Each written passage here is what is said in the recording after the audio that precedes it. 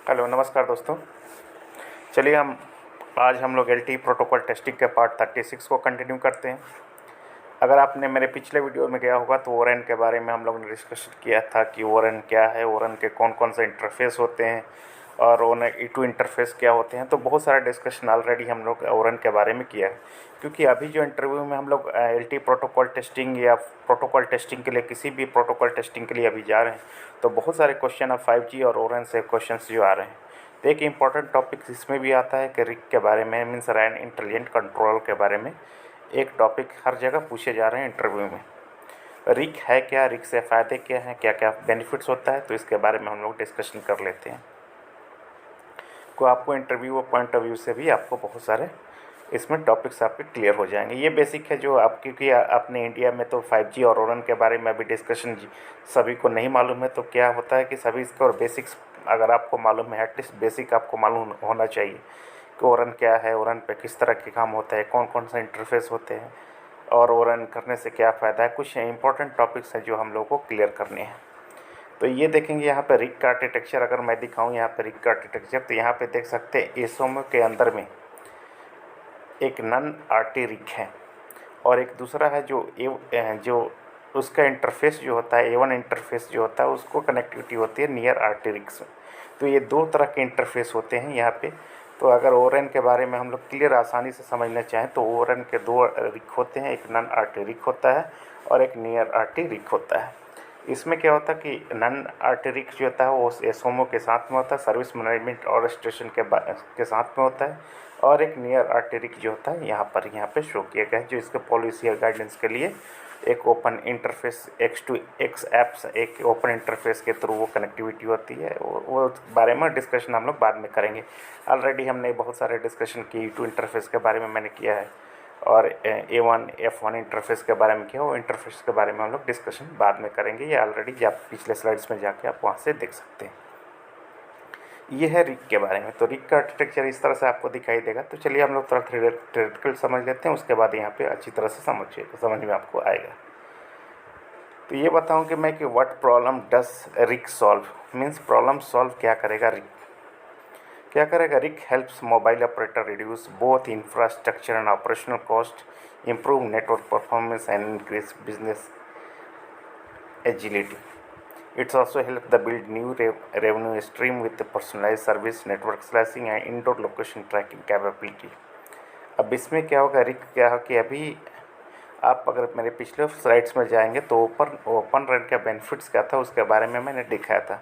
उसमें क्या था कि आपका रैन का कॉस्ट को रिड्यूस करना है, आपको इंफ्रास्ट्रक्चर को रिड्यूस करना है, नेटवर्क परफॉर्मेंस को इंक्रीज़ करना है और उसमें कम्पिटिटिव मार्केट आ जाएगा। तो बहुत सारे तो इसके लिए रिक जैसे ही आप ओरेन आया तो ओरेन के साथ में क्या होगा, बहुत सारे कुछ उसमें क्या ओरेन के बारे में अगर डिस्कशन मैंने आपने देखा होगा तो उसमें मैंने डिस्कशन किया था कि ओरेन जब आ जाता है तो उसमें क्या कि सॉफ्टवेयर और हार्डवेयर के बीच में जो प्रॉब्लम है, जैसे अभी लेगेसी नेटवर्क 4G और अदर जो अभी जो यूज़ कर रहे हैं हम लोग इंडिया में, उसमें क्या है कि अगर आप नोकिया का हार्डवेयर लेते हैं तो नोकिया का सॉफ्टवेयर भी उसी को यूज़ करना पड़ेगा।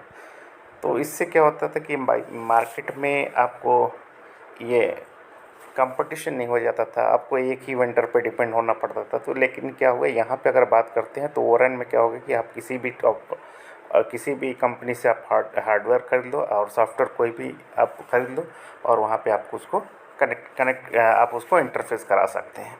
तो रिक से क्या होगा, रिक जो होता है उसमें क्या होगा, आपको दिखाएगा कि यहाँ पर रिड्यूस इंफ्रास्ट्रक्चर, ऑपरेशनल कॉस्ट, ये सभी उसमें हेल्प करेगा, जो आपको ऑपरेटर साइड से ये उनको हेल्प करेगा।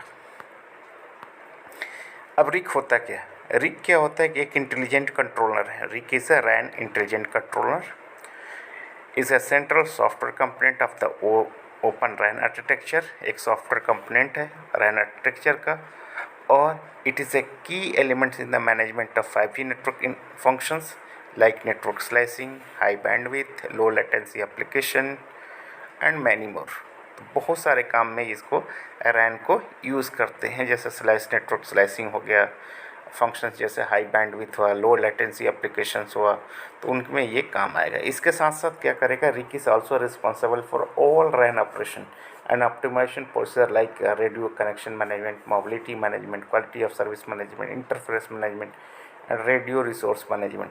ये रिक जो होता है ये सभी के लिए रिस्पॉन्सिबल होता है। मीन्स आपके सभी तरह में जो बताया कि रिक से बेनिफिट्स क्या होंगे, तो यहाँ पर रिक्स बेनिफिट्स में नेटवर्क परफॉर्मेंस आपका बढ़ जाए, इम्प्रूव हो जाएगा। तो इसके साथ इसके लिए नेटवर्क स्लाइसिंग में भी आपको काम हो गया। Optimization, RAN and optimization procedure like radio connection management, mobility management, सभी के लिए रिक का आपको यूज़फुल हो सकता है, रिस्पॉन्सिबल होगा।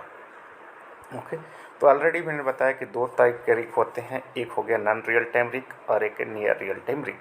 तो चलिए वन बाय वन थोड़ा सा हम लोग डिस्कशन कर लेते हैं।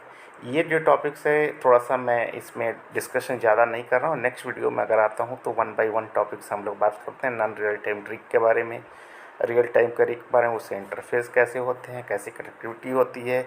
अगर आप प्रोटोकॉल टेस्टिंग में अगर जा रहे हैं, इसमें प्रोटोकॉल टेस्टिंग अगर E2 इंटरफेस का टेस्ट करना है या A1 इंटरफेस करना है या F1 इंटरफेस करना है, जो भी इंटरफेस आपको टेस्ट करना है उसको टेस्ट हम प्रोटोकॉल टेस्टिंग में कैसे करते हैं, उसके बाद हम लोग नेक्स्ट वीडियो में आपको देखेंगे इसमें किस तरह से इंटरफेस टेस्टिंग होती है, या और अदर जो है पेलोड है, लोड बैलेंसिंग है, और तो इस करियर एग्रीगेशन इसको इनेबल करके देखते हैं। तो कौन कौन से बहुत सारे ऐसे ऑप्शन है जो हम लोग प्रोटोकॉल टेस्टिंग में ओपन रन से हम लोग करते हैं। तो पहले हम लोगों को बेसिक्स मालूम होना चाहिए कि उसमें होता क्या है रैक और नॉन रियल टाइम रिक है, किस तरह से हम लोग काम करते हैं। तो उसके बाद हम लोग आएंगे प्रोटोकॉल टेस्टिंग में कि क्या किस तरह का टेस्टिंग करते हैं। तो नेक्स्ट वीडियो में अगर आएंगे हम, तो नेक्स्ट वीडियो में हम लोग बात करेंगे कि इंटरफेस E2 इंटरफेस का प्रोसीजर क्या है और किस तरह से हम लोग प्रोटोकॉल का उसमें टेस्ट करते हैं और क्या क्या हम लोग टेस्ट करते हैं। ओके, चलिए तो हम लोग बात करते हैं आज एक टॉपिक के बारे में, नॉन रियल टाइम रिक के बारे में। ये क्या होता है, ये ऑलरेडी मैंने अपने में ये डायग्राम देखा होगा, रिक का डायग्राम देखा होगा यहाँ पे।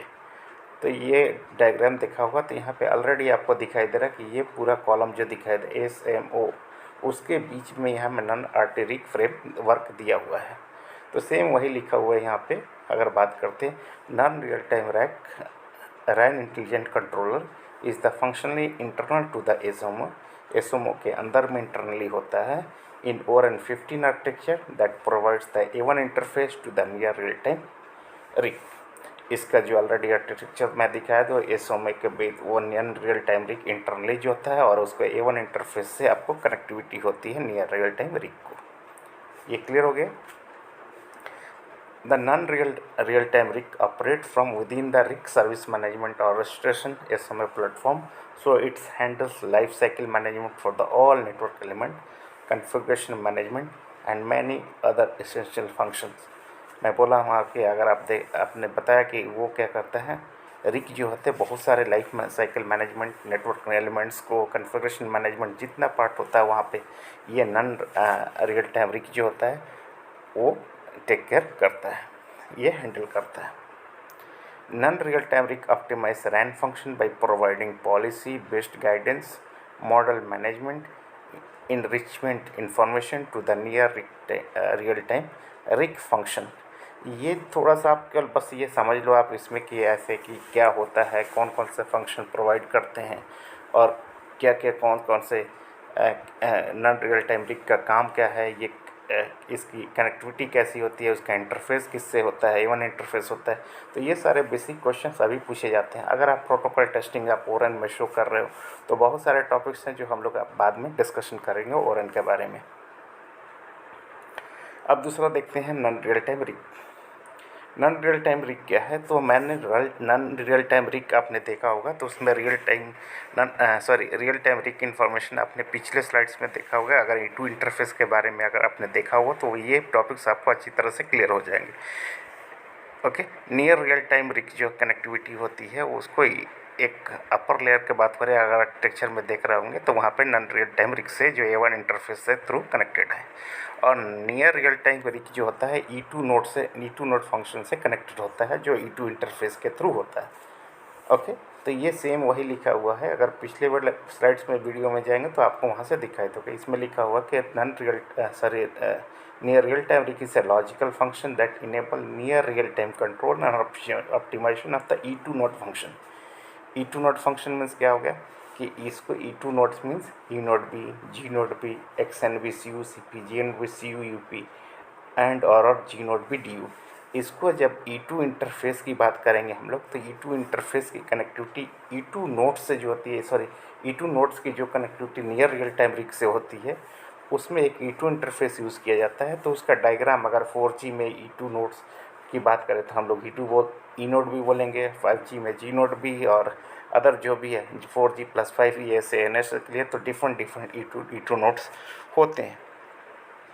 ओके, तो ये आप जाके पिछले स्लाइड्स में भी जाके देख लीजिए, उसके बाद हम लोग थोड़ा और क्लियर हो जाएगा। सेकंड होता है this enables the RIC to self optimisation across a different RAN type like macro, massive MIMO, small cell, maximising, network resource utilisation. ये क्या होता है कि ये सभी तरह इनेबल करता है RIC to service optimise across the different type of RANs, जैसे मैक्रो हो गया, टावर, बड़ा टावर हो गया, मैसिव माइमो के लिए हो गया, स्मॉल सेल के लिए हो गया, मैक्सिमम नेटवर्क रिसोर्स यूटिलाइजेशन के लिए ये सभी इनेबल करता है। The near real-time rig hosts one or more experts that use E2 interface to collect a real-time information that is on the UE basis or cell basis and provide value-added services. Okay, and the near real-time rig and E2 nodes are connected via E2 interface which is defined by ORAN and set up over SCTP transport. ये आपको clear होगा। मैंने यही बताने की कोशिश की है कि नियर रियल टाइम रिग और E2 नोड के बीच में कि E2 इंटरफेस होता है डिफाइंड बाय ORAN, और वो सेटअप ओवर SCTP होता है आपका, ओवर SCTP ट्रांसपोर्ट।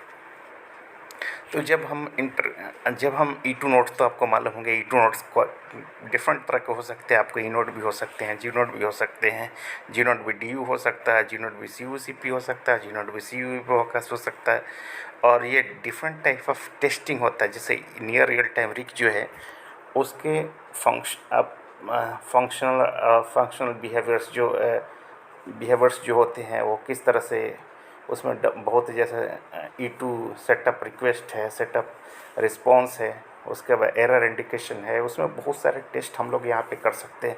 अब यहाँ पे भी लिखा होगा near real time RIC and E2 nodes are connected via E2 interface.